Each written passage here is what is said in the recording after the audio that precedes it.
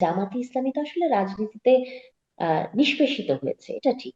কিন্তু রাজনীতির ময়দানে কিন্তু তারা ছিল অন্য একটা দলের ভেতরে, তাই না?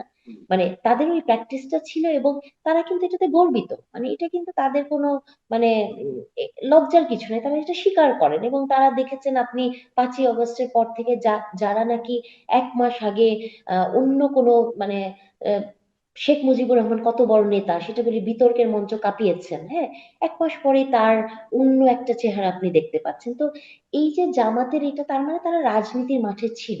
রাজনীতির মাঠে থেকে তাদের যেটা হয়েছে যে তারা এক ধরনের বিজেপি মডেল ওয়েলফেয়ার পলিটিক্স করার এক ধরনের চেষ্টা করেছে। আমি জানি না এটাকে কতখানি আপনি ওয়েলফেয়ার বলবেন অথবা সুবিধাবাদী রাজনীতি বলবেন, সেটা তারা করেছে।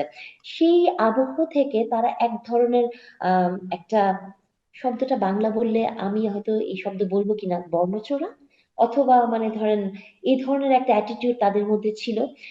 তাদের মধ্যে একদম ভালো মানুষের এক ধরনের একটা ক্যারেক্টার তারা, আপনি বিশ্ববিদ্যালয় ইলেকশন গুলাতে দেখবেন যে তুলে ধরার চেষ্টা করেছেন। আসলে হয় কি, দ্য লং রানে আপনি যা না, সেটা কোনো একটা সময় প্রকাশ পেয়ে যায়। আপনি গত 1 সপ্তাহ 1.5 সপ্তাহ জামাত ইসলামের অবস্থানটা দেখেন। মানে একটা যে হ্যাক হওয়া নিয়ে কথা হলো না, একটা শব্দ নিয়েই তো কথা, তাই না?